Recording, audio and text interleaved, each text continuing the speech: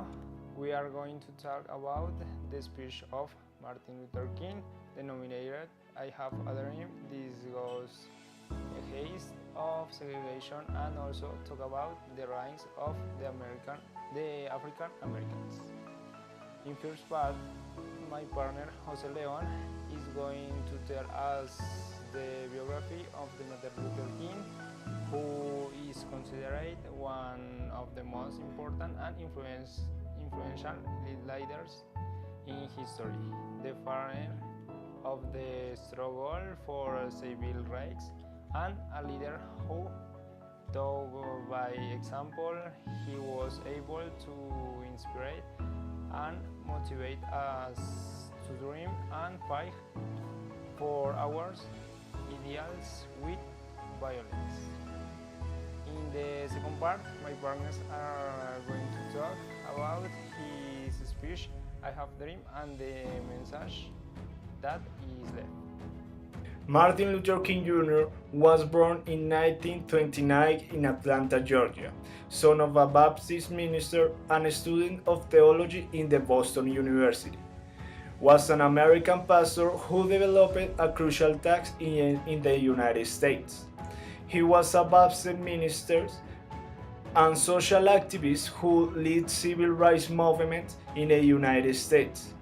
At the head of the civil rights movement for African Americans, numerous protests against the Vietnam War and poverty in general. Nevertheless, at the same time, Martin Luther King Jr. is recognized and remembered for his nonviolent protests against segregation. Various peaceful activities claiming the right to vote, non-discrimination, and other civil rights for Black people.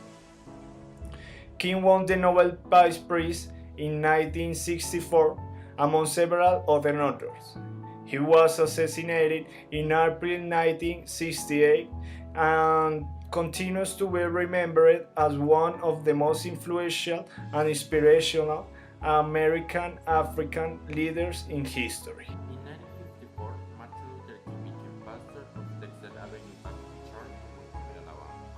Always a strong worker for civil rights for members of his race. King was by this time member of the Executive Committee of the National Association for the Advancement of Colored People, the Latin organization of the nation. He was ready than early in December 1955 to accept the leadership of the first Great Negro Nonviolent demonstration of contemporary times in the United States. Device boycott, described by Governor Young in his presentation speech. In honor of Floyd, the boycott lasted 382 days on December 31 after the Supreme Court of the United States had declared unconstitutional the last requiring segregation on both negros and whites broke the rules as required. During these days of boycott, King was arrested.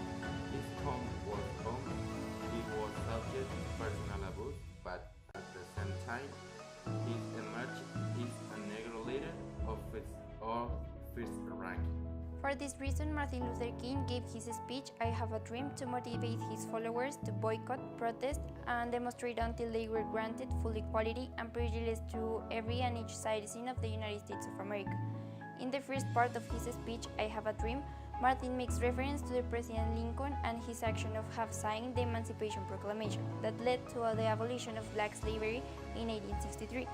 Nevertheless, he emphasized his sadness of knowing that 100 years later, after this historical moment that gave a greatest beacon light of hope to millions of Negro slaves, the life of the Afro-American is still undetermined by the shackles of discrimination to the point of being exiled from his own land.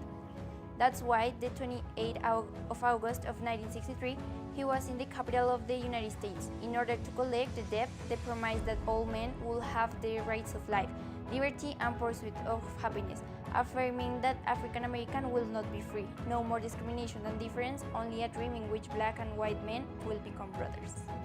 In his speech, Martin Luther King Jr. mentioned some religious reverence and his devotion to God. For example, he has an allusion to Amos 54 that say, no, we are not satisfied and we wouldn't be satisfied just if justice flowed like the water, and his rectitude like a powerful current. We can see the evidence of his devotion to God because he mentioned in repeated times the sentence "sons of God." Also, he cheered her people with a sentence that is keep working with the conviction of the not deserved suffer its emancipation. And at the end of his speech, he ended with a famous sentence that said, finally free, people, we are finally free." Martin Luther King Jr. managed to teach us many things like fight for our rights, and he was able to teach us to dream.